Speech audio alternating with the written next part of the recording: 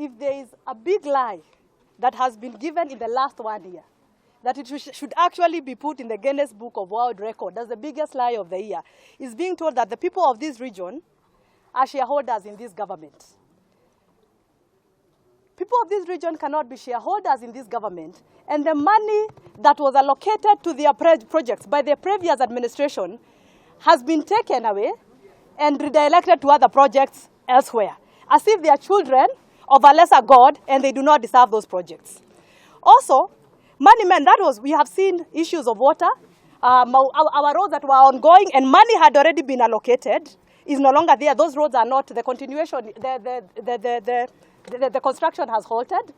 So we are asking, where is our money and why is it being taken elsewhere if indeed we are shareholders?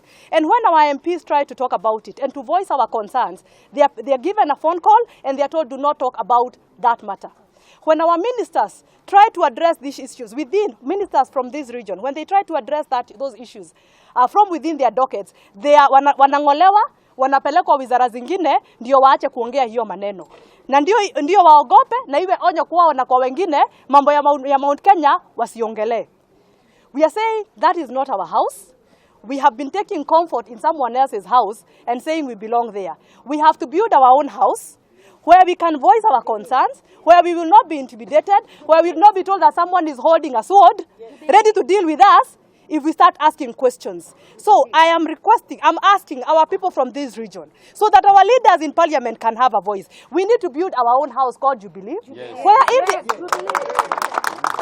they are chased away from the other side, or they are intimidated, they will have a place to call home. Jubilee is our liberation party. That is the party that is going to liberate us from this oppression. We cannot be staying in the oppressor's house and saying, hiyo ni nyumba yetu, tuko na shareholding. Yes. From now moving on, we have to start a new movement where we go build our party Jubilee, and then from there start raising our voices, start challenging our MPs, our ministers to talk without fearing. We are not, I've said, we are not children of a lesser god.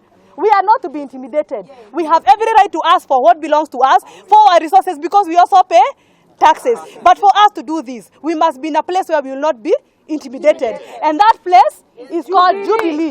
Jubilee Party, and that's why no matter how much they are trying to fight our party, we are going to win that battle in court. We are going to take our party back, and we are going to fight for this region and for our country. Because when we are in Jubilee, Jubilee will be able to align with people with like-minded people, ODM and the others, and Wiper, and be able not only to fight for ourselves, but to fight for the region.